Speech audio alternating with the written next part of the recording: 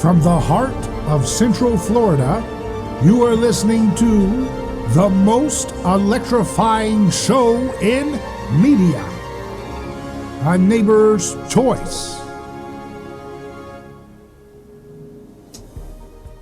And I'm your host, your neighbor, David Gornoski. Glad to be with you once again in our neck of the woods here in the Sunshine State and across the world. We welcome you to another broadcast of A Neighbor's Choice. This is a place where we shed political tribalism, we check our unintended biases, and we learn to think for ourselves, because that's the only way that we can love our neighbors as ourselves, as if we're thinking in our own right mind. So much of politics is all about succumbing to fear, succumbing to herd mentality, going along to get along, putting people in terrible situations through the use of political laws and regulations, which end up destroying and hurting people and hurting their families. And that's one of the things that we have in this society. We have an addiction to the use of the state to sacrifice those who are breaking taboos of the state, those who the state wants to make an example of.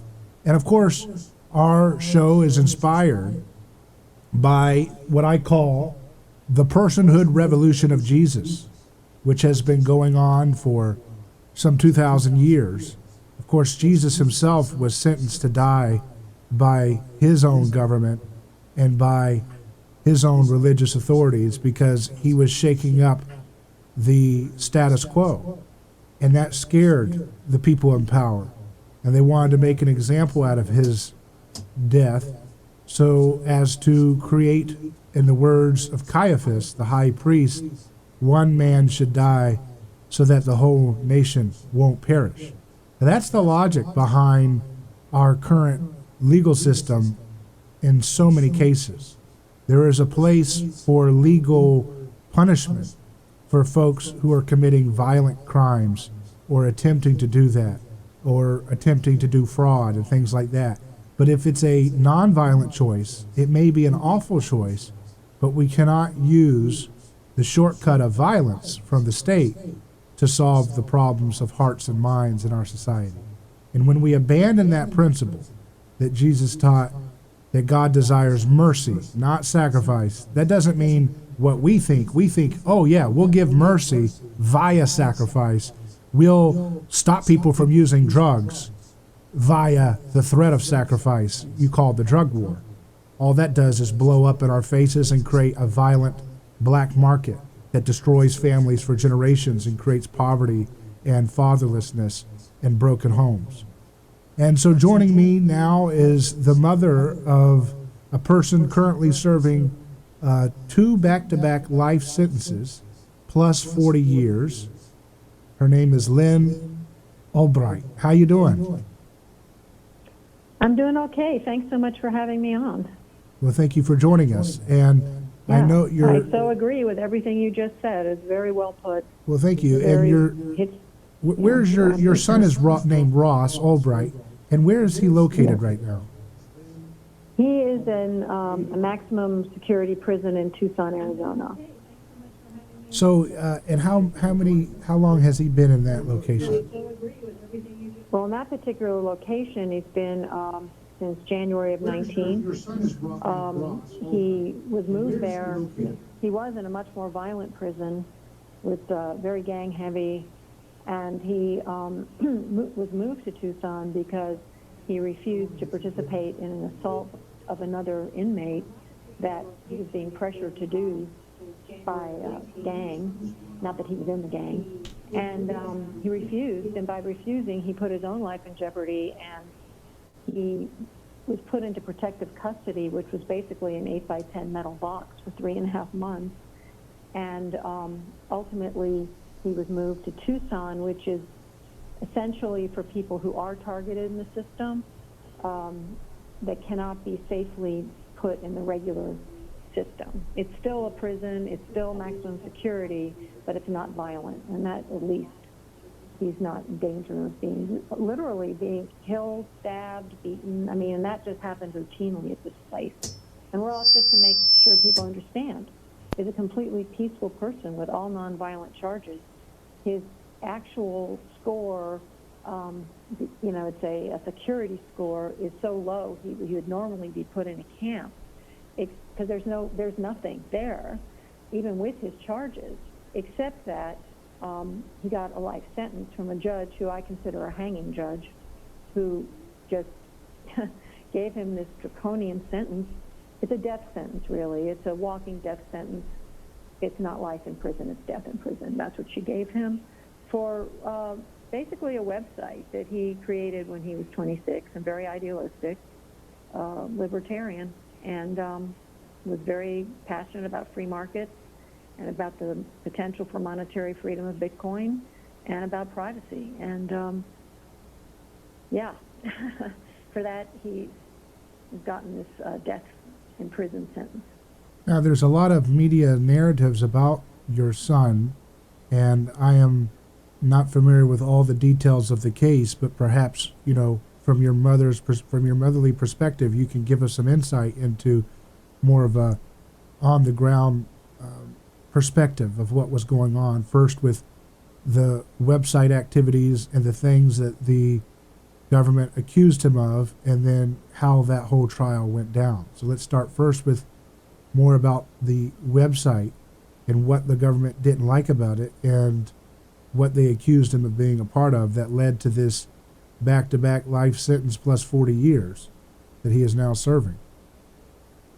Right. Well, I have a personal theory about why they really went after Ross so hard, and I believe it was the Bitcoin, because it was very new then. It was the first proof of use of Bitcoin. It was the first time that Bitcoin was used as an actual means of exchange, and that was the only means of exchange that was on there. So I believe that's why, because the biggest drug sale, because there were drugs sold on the site, it was essentially an open market that was based on the principle of voluntary interaction and the non-aggression principle, which is basically anything that harmed a third party, any listing that harmed a third party was not permitted. So the philosophy behind it was, if you and someone else want to exchange something, there were limits, but if it hurt a third party, that was not permitted on the site. So, for example, there was no child pornography, there was no stolen property, there were no things that were used to defraud people, and there's a long list of things that was not allowed on the site. However, drugs were allowed. It was considered a choice between two individuals, and that can be argued. That can be, I'm not saying it's all wonderful. I'm just saying that it was voluntary, there was no force, and the intentions were non-aggression. So that's the site. Most of this was not permitted to be known to the jury. Ross's libertarian beliefs were not allowed to be known to the jury. Drugs were, and the most commonly exchanged drug on the site were user amounts of marijuana, by far. But in any case, it was, I think, the defiance of this free market using Bitcoin that enraged the government.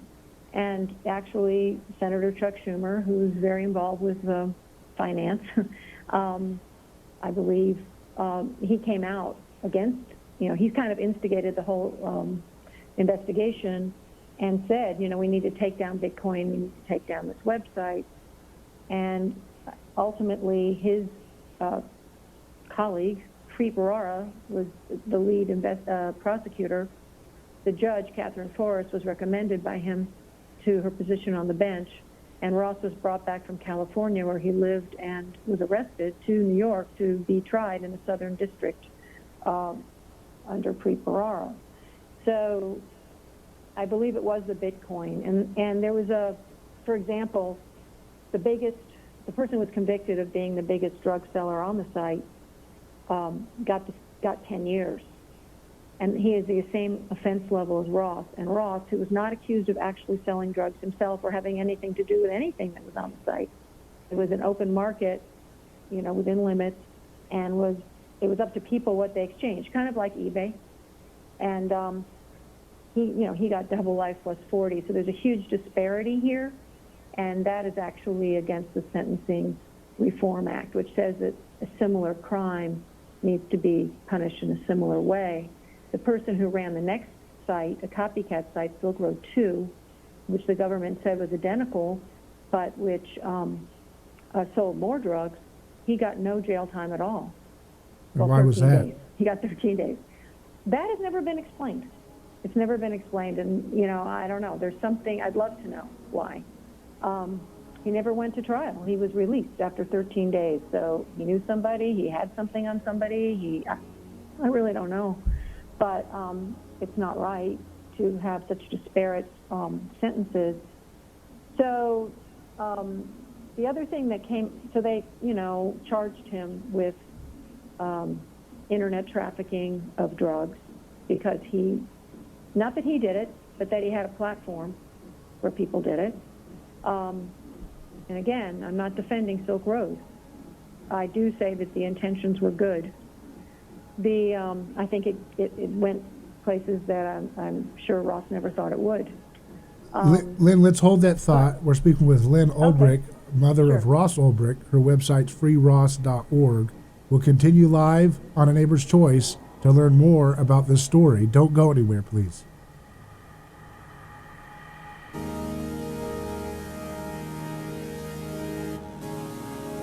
A lawsuit is a devastating process for families. It can be an emotional roller coaster ride.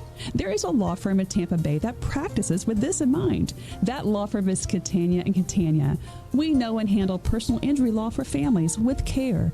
If it's an auto accident, medical malpractice, nursing home negligence, unsafe working conditions, or motorcycle accidents, the law firm of Catania and Catania will take care of the process worry-free from start to finish.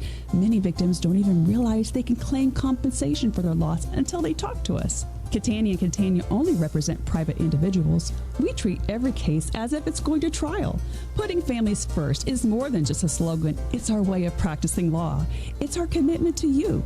Remember, we don't get paid if you don't get paid. So go to CataniaCatania.com, award-winning, over 28 years, and family first. Catania Catania, personal injury, auto accident, and motorcycle accident attorneys. Attorney spokeswoman. Thinking about buying a new home while interest rates are at historic lows? Call Century 21 Coast to Coast, Kimberly Clark. Put Kimberly's 16 years of experience, area knowledge, and integrity to work for you to find your perfect home in your price range. Click Kimberly, the People's Choice Realtor for Pinellas at PinellasHomesForSale.com or call her today at 727-279-3759. That's 727-279-3759. And now, Easy Lift Movers is on the air, reminding all Americans to show support to the brave men and women of our U.S. military. Their bravery and tireless efforts should never go unnoticed. This salute is brought to you by Easy Lift Movers, serving the community with quality and pride. Call the pros today, 813-505-8474.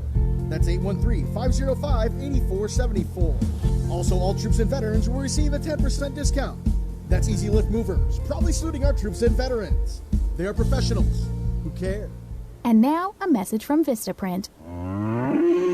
This is a cow. The cow that made the milk that was made into the cheese that made Tober Dairy Farm into the talk of the craft fair. But cheese only lasts so long. The impression a small business like Tober Dairy Farm makes can last much longer, with the right business card to back it up. And now Vistaprint is introducing free shipping on all business cards in any quantity. That's right, free shipping on any card, any style, any quantity. Plug your information and logo into hundreds of fresh designs tailored to your type of company, or upload your own original layout. Pick from paper stocks like matte, glossy, or uncoated. You can even upgrade to a unique touch like rounded corners. The choice is yours. The time is now. I said now, not cow, Farmer Tober. For a limited time only, get free shipping on all business cards in any quantity at Vistaprint.com with promo code 2828. That's promo code 2828 at Vistaprint.com. Vistaprint. Own the now.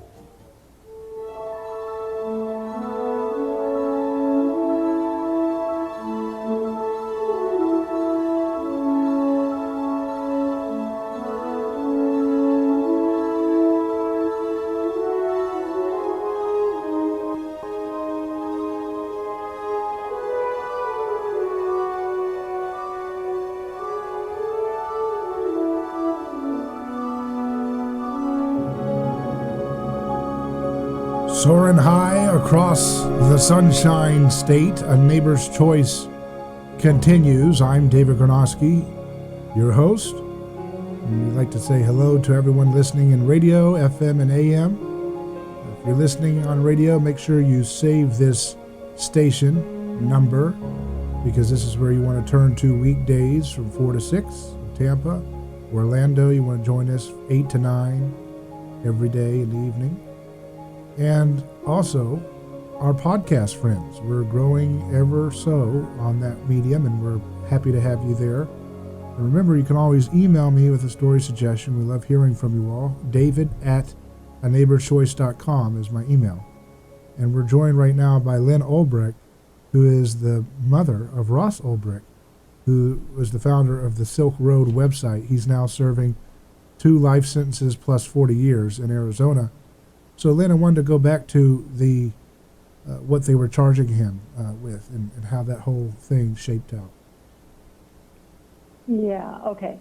So the charges were all based on conspiracy, except for one, which was added on at the end, the kingpin charge, which is basically saying a website host is equivalent to Pablo Escobar or El Chapo. But that carries its own life sentence. And so except for the kingpin charge, it was all conspiracy. So it was conspiracy to distribute narcotics by the internet, not, that he personally did that in terms of selling drugs, but that he was in a conspiracy or aided and abetted it by having a platform where other people did it. That one carries 10 years to life, and the judge gave him the maximum every time, so he got life for that. And then, as I say, the kingpin charge, but he was totally overcharged with that. We have details about that on our website, but it's absurd calling him a kingpin. Then there was a computer hacking conspiracy, not that he hacked anything, but that there was software on the site that could have been used for hacking. It was never established that any of it was, and other people listed it on the site. There was fake ID trafficking conspiracy, which again was not alleged that Ross did this, that he sold fake IDs, but that others did it through Silk Road. And then a money laundering conspiracy, and it was not alleged that he laundered money, but that other people listed cash, gold, and other currency for sale on the site, and so it allowed the users to cash out their bitcoins, and that was considered money laundering. I actually spoke to someone who had gold on Silk Road, and when the government seized the site, they seized the legal items and the illegal items. So he lost all his gold, wow. Even though it was completely legal for him to have it there. So in any case, those were the charges, and they're all nonviolent. There were allegations that are come up in the media a lot of that Ross was involved with murder for hire, and that was never brought to trial. It was never proven by a jury or ruled on by a jury. He was completely smeared with these allegations with no proof. There was an indictment in Maryland which was based on material from corrupt agents, and that's a whole other story. The corrupt agents are now in prison. They were at the core of the investigation and were stealing from the Silk Road and who knows what else, because they had total unfettered access. But in any case, with material and evidence produced by these corrupt agents, Maryland indicted Ross, but that has been dismissed with prejudice. So there is nothing in the legal system that says that Ross did this, and yet it's part of the narrative because the media trumpeted what the government told them, and apparently this is very common. I've heard this from defense attorneys that this is common, that they do this. So Ross has no history of violence, no charges of violence, has a whole life history of peace and philanthropy and compassion, and yet he has been portrayed, or was, I think it's changing somewhat, but I think it's there that he's some kind of thug, or some kind of person who would, violent person. and it couldn't be farther from the truth. But that wasn't even part of the charges. So that wasn't proven. Did they make any? I mean, that was a media that was kind of a media accusation of the murder for hire. Well, what happened? The reason at the bail hearing, and we didn't know this. Our attorney was completely ambushed by it. The prosecution came out with this allegation of murder for hire, but then 2 months later, when it came time to actually indict Ross for trial, it wasn't there. And they never did charge him for the trial.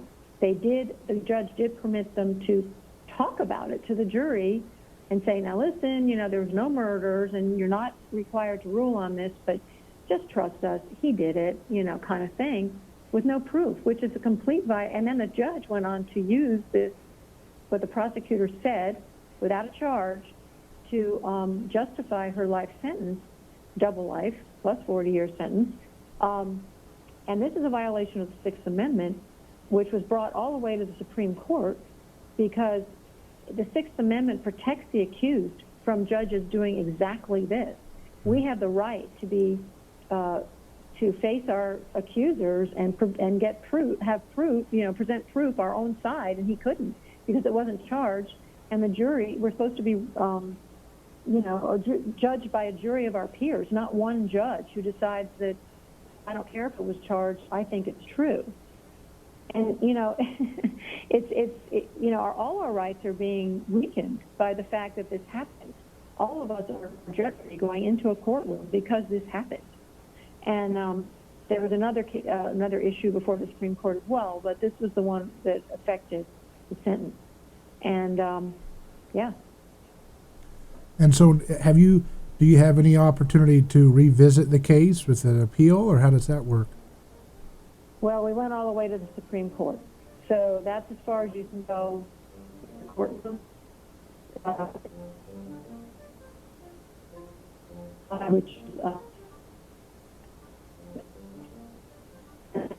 That process, but it's rarely.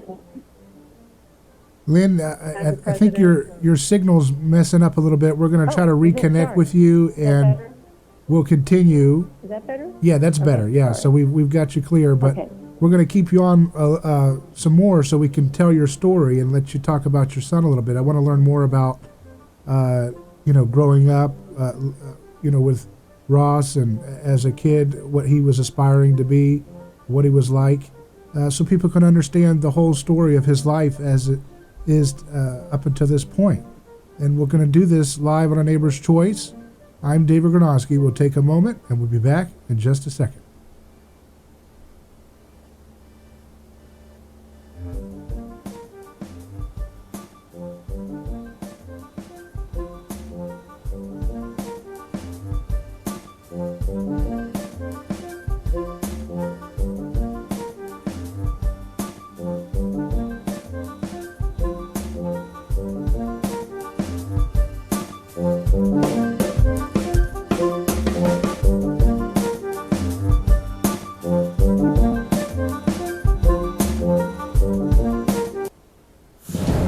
Special report, coronavirus update.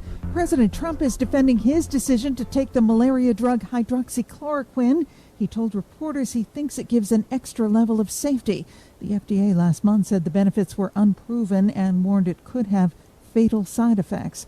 The president says he's taking executive action to cut more red tape to help fight the virus. I'm directing agencies to review the hundreds of regulations we've already suspended in response to the virus and make these suspensions permanent where possible. I'm also instructing agencies to use the emergency authorities to speed up regulation cuts or new rules that will create jobs and prosperity and get rid of unnecessary rules and regulations. Vice President Mike Pence says all 50 states are at least partially reopening their economies as of today.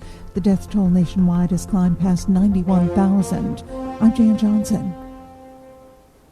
This is good news, maybe exactly when you need it to. Right now, MediShare is waiving their new member fees. This could save you money on top of all that you'll save each month by becoming a member of MediShare. So many people are looking for a healthcare solution right now, seeing the cost of COBRA plans, for instance, and MediShare is the affordable alternative to health insurance. The typical family saves $500 a month you might save even more. Medishare is a Christian community that shares each other's healthcare costs, and because of the current economic situation, they're making it easier than ever. Apply by May 30th, and you can save an additional $170 on your first month. I'll give you the number here in a second, and if you call, you can get a price within 2 minutes. Just tell them the promo code SHARE to receive your additional savings. Maybe now is the time to make the switch like more than 400,000 people already have and start saving. Here it is. Call 844-91-BIBLE. That's 844-91-BIBLE. 844-91-BIBLE.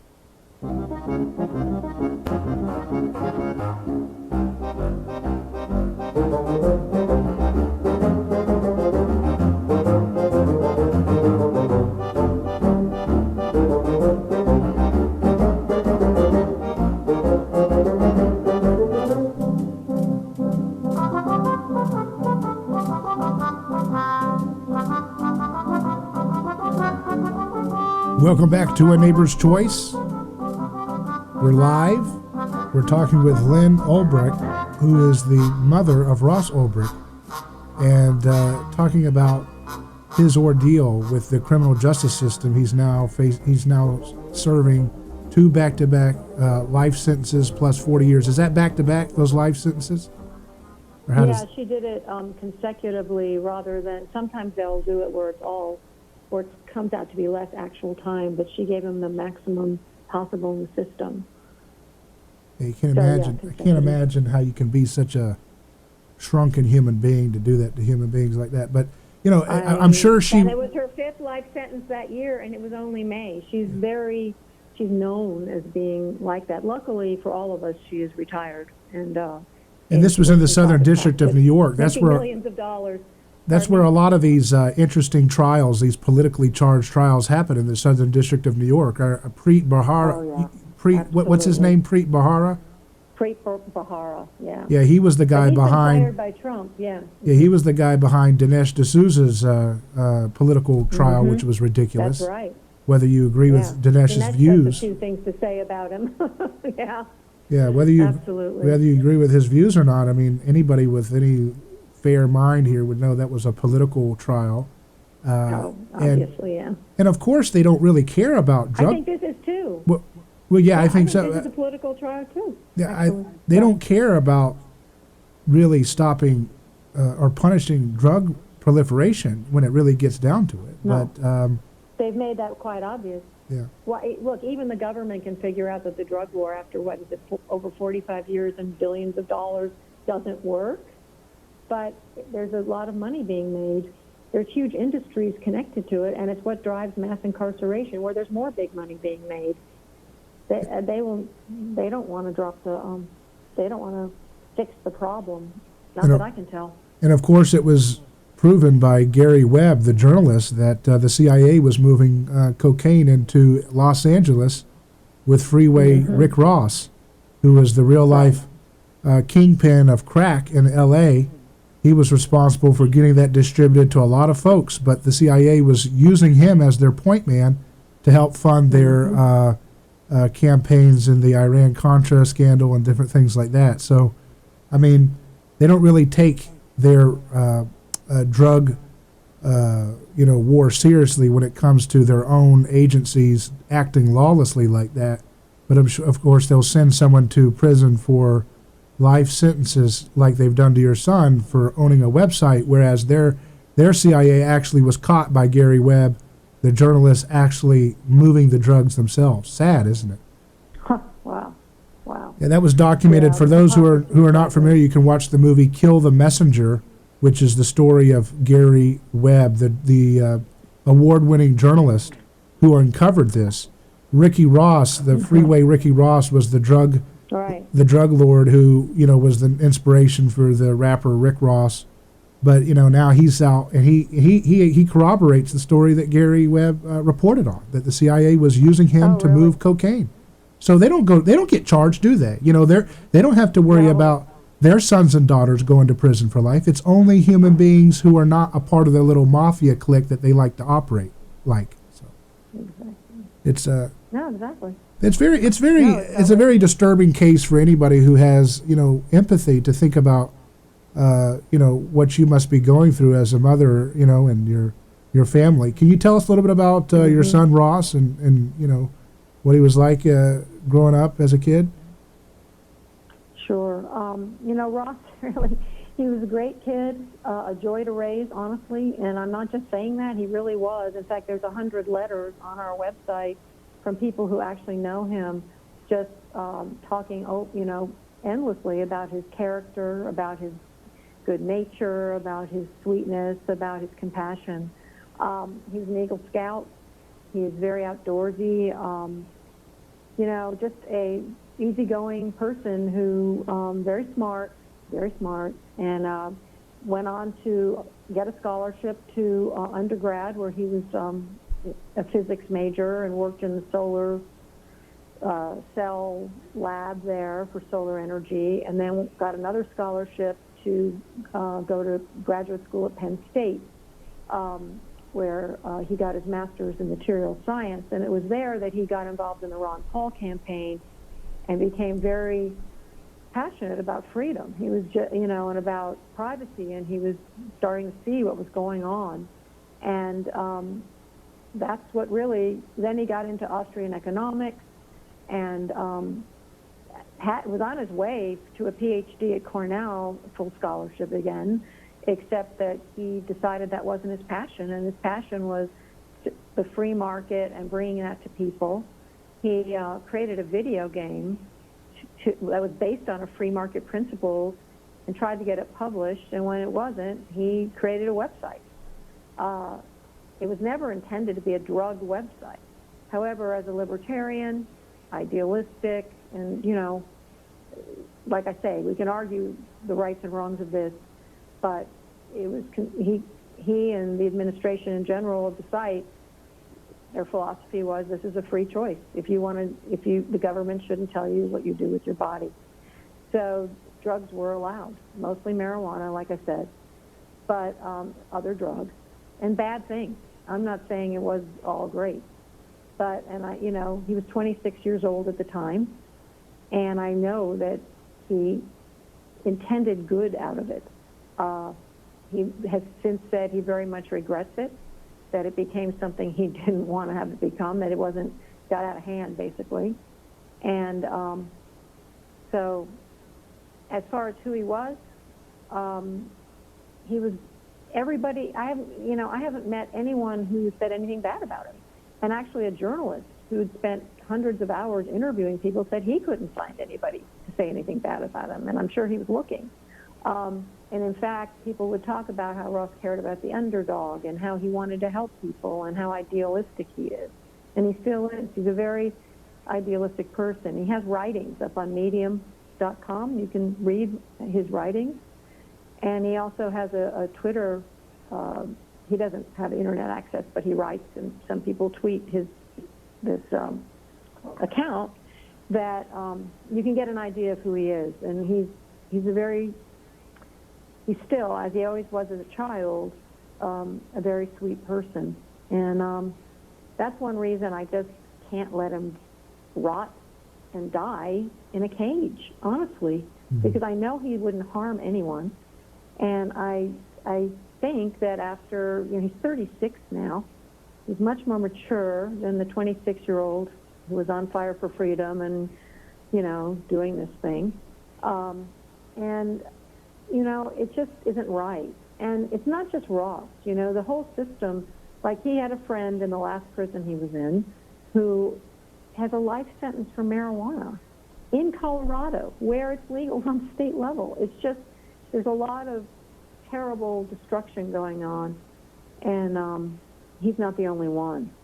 So I'm hoping, and he's hoping, that his case will also shine a light on that and the other people who are being victimized. Yeah, my view is that, I come from a Christian perspective that, you should obey the laws, all the laws, and don't challenge, the system in that, way. But that's different between how you should obey versus when you enforce laws, right? So when you vote, you're enforcing laws, or you're creating laws, or when you're sitting on a jury, you're enforcing laws. And of course, we know the founders created the jury system as a check against tyrannical laws Right. and tyrannical sentencing. Right. And so my perspective would be, although you as an individual should obey all the laws to the best of your ability, that you don't have a right to use the law to put people into a violent cage for nonviolent choices. So that's if someone's a facilitator of a website and that's what they're being brought up on, then that's a nonviolent thing in and of itself. Is it wise? Maybe, probably not. Is it all those other things that we can talk about? Yes, but is that deserving of a sentence worse than a murderer gets? No. And so, but we have this, in the ancient society, they had scapegoats. They always had to scapegoat and sacrifice a common enemy to create meaning and order and unity in society. I would advise people to look up the work of René Girard to see how that works. But I think we still have vestiges of that in our justice system today, where it's obvious that they wanted to make an example of your son, and they didn't care about his humanity. They were working for other interests, and those interests were the mass incarceration system and a system that sends our own soldiers, who we're going to hear from one of those soldiers, by the way, Marine veteran Ben Adams, in the next hour, where he was sent to Afghanistan as a Marine soldier, and he was there to guard these warlords' houses as these Afghan warlords were harming children, and they were trading children, and they used Marines to guard these people as they did these heinous things to the kids, and they use the Marines to this day to guard the interest of people who are selling opium. So that it's a shameful, disgusting way of totally un-American, the way our government has been acting. It's totally ungodly if you have a Christian or a frame of faith, and we should rebuke it with all of our free speech that we have until it changes. So I just want to tell you that, I understand that this is a complicated case and there's all these stories, but from what I've heard and what you've told me, I don't see any reason why your son should be in prison in this life sentence. Absolutely not. And I'm a Christian as well as Ross is. And look, I believe in redemption and mercy as Christ did. And I'm not saying Ross didn't make mistakes. He's not saying he didn't make mistakes. But this is too much. And, it violates the Eighth Amendment, which prohibits cruel and unusual punishment. Extremely unusual to give a young first-time offender with no history of violence and no charge of violence this kind of draconian sentence. It's really, our Constitution prohibits it for that reason. And no, I'm actually, I'm very much agree with everything you just said. And it's going on, and of course governments are not, they don't have morals. They don't have, a government is a government, but we need to keep it in check.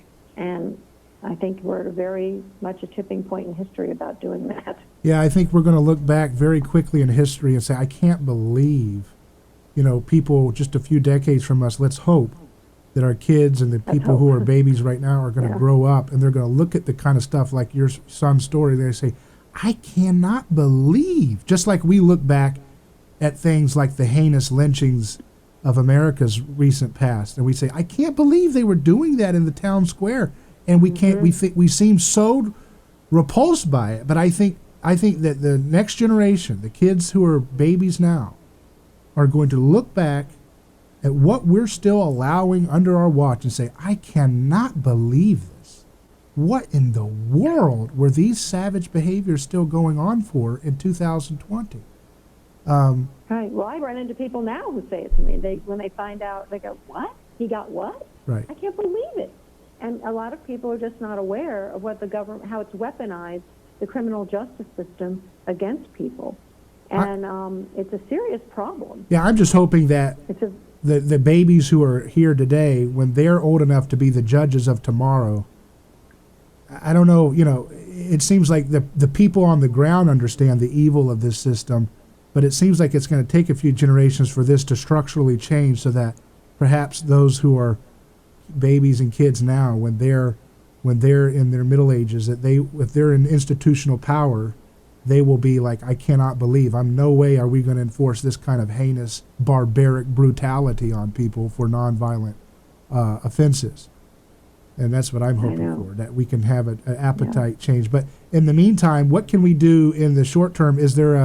Have you talked to the White House or the Justice Department about clemency? Is there a conversation there that's been happening? Well, first of all, if anyone has a connection to the White House or any political connections at all, please get in touch with me. You can go to freeross.org, which is a very dense website if you want to dig into this more in details, and heavily footnoted as well. So we are working on, talking to people who can talk to the president and say, look, this is worth your attention. And there is a petition. We have almost 300,000 signatures on it. Please sign it and share it. It's at freeross.org. There's a banner, or you can just go straight to it, freeross.org/petition. And you don't even need to know that much about the case. All you need to know is a first-time nonviolent offender has been given double life plus 40 years, and with no parole, with no chance, with, just absolutely death in prison. And if you're not for that, you can feel free to sign that petition, because that's all we're asking. We're not asking for a pardon or saying that Ross did nothing wrong. We're just asking the president to correct this sentence. And the problem with it is as well, not just as Ross as an individual, but the precedent that this kind of excessive sentencing sets in our system. It opens the way for others. It's like, well, he got this. Well, now, I'll give this to someone else. It's like it opens that door. And so please go to freeross.org. There's places to donate, because, of course, it's always expensive to fight the federal government. And also just lots of information and the petition, and all of that would help. Has there been any indication that the president is aware of this case at all? I'm not sure. I think he is aware of it. I do think he's aware of it, but I'm not sure he remembers being made aware of it. So, but he's been very compassionate in his, interest in clemency for people. I heard Alice Johnson speak about it, and he really likes doing that. And I think, I'm hoping that he can see that Ross is worthy of this, and that it will help a lot of people, not just one person, by giving Ross some relief here. Well, Lyn, I appreciate your story, and I hope the best can come out of this ordeal, that perhaps there can be some mercy, some redemption here for your son. Seems like a very talented individual, and it would be a shame to have him locked away for life like this. I hope that, maybe other groups, I'm thinking of a group, candoclemency.com. I don't know if you're familiar with them, but... oh, no, they're very supportive. I know Amy and Can Do, and they're great. And she's been very, very, supportive in lots of ways. She's great. Well, very good. Well, we'll keep following your story, and you're welcome on the program. If there's any updates or anything else you'd like to share. Thank you. freeross.org is your website, correct? Correct. Thank you so much for having me. Thank you. We'll continue live on A Neighbor's Choice. I'm David Gornoski. More in just a moment.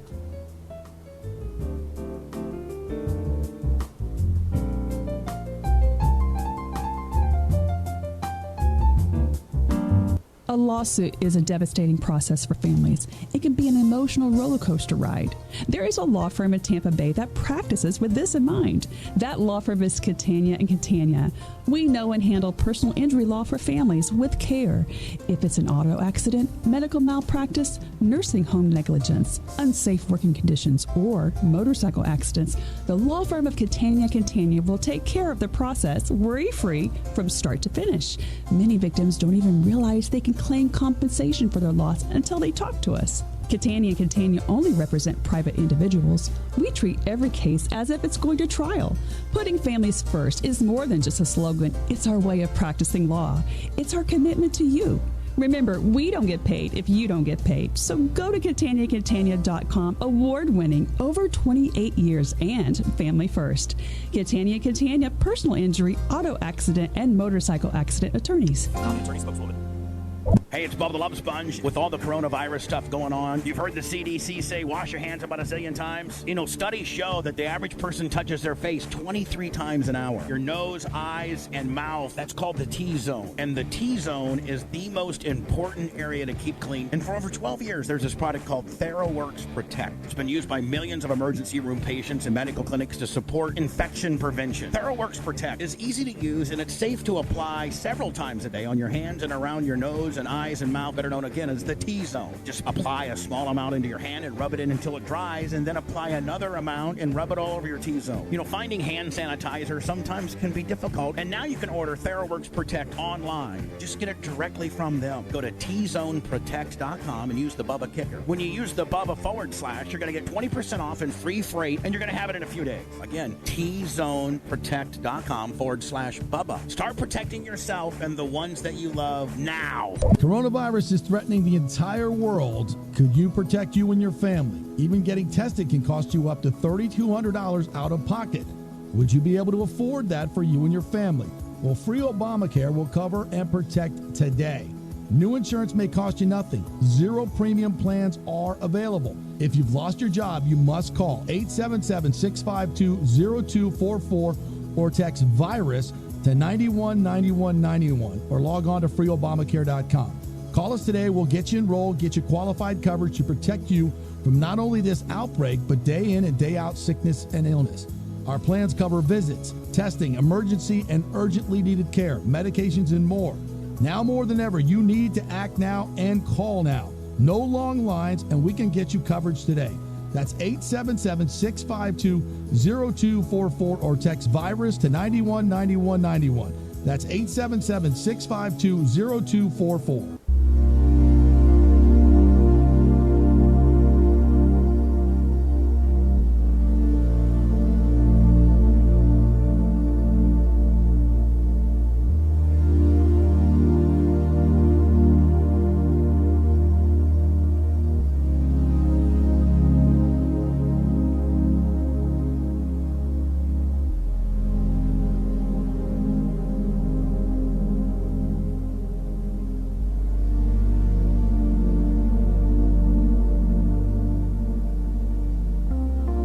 Got news today, something we've seen coming because of the late stage of his illness, that the great teacher and apologist for the Christian faith, Ravi Zacharias, has passed away. And there's an outpouring of hashtags saying, thank you, Ravi, from people around the world who he's traveled around the world for many years, all over different countries, making a case for the defense of Christianity. And he's a very eloquent speaker, a very great fixture of defending traditional Christianity and the public square. And it's with great sadness that we, commemorate his life in this moment as he's passed away. And but also joy in thinking about the impact that folks like just one man like Ravi Zacharias can have on the culture in terms of defending the intellectual and existential weight of the Christian tradition. I remember reading one of his books when I was younger called Recapture the Wonder, experiencing God's amazing promise of childlike joy. It was a great book, because, it really touched on, how we go into adulthood and experiences make us cynical, make us feel like life has no meaning.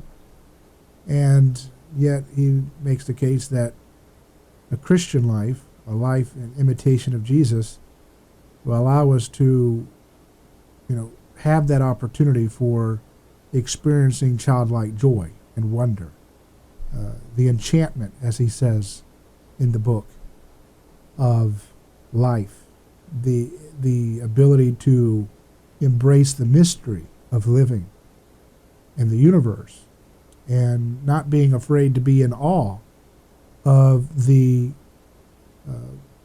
overwhelming beauty of creation. And of course, that has to be balanced with a sober depiction of the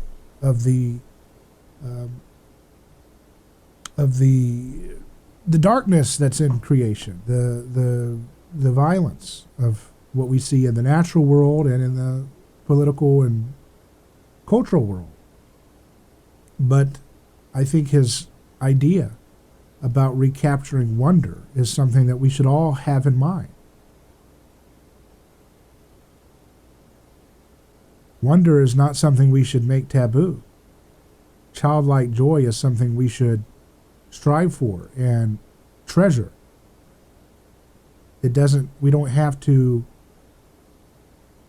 resign ourselves to a life of cynicism and meaninglessness. That perhaps there are truths that we can pursue, and that our life has a purpose. That's considered a quaint notion by people who pretend to be the monopolists on truth, and in reality, they're often very, very wrong on the things that they talk about with an air of superiority and authoritativeness. And so, it's an example of a life. One person with a great team behind him can make a big, big impact on helping a lot of people pursue meaning and self-restraint, self-discipline, and desire to study the life of Jesus. So we honor him today with those thoughts. Someone who was a big fixture in Radio Land is no longer with us. But now we have the thought that perhaps death one day will not be the final answer either. But perhaps death will be defeated at the end of everything that we have. I think humanity would do well to live with the notion and the faith that death has been defeated. We don't have to fear death, and that the person who defeated it is fully in control of reality itself, including every little issue that we're worried about. That would be an interesting thing to think about, wouldn't it? That would be an interesting thing to consider, how our lives would be if we would know that death would not have its final say over our lives. How much less conflict, how much less bickering, how much less anxiety, even in the traffic when we drive to cars, drive to go to the store. Maybe all that would just start to slip away if we pondered that death will be no more. I'm David Gornoski. Godspeed.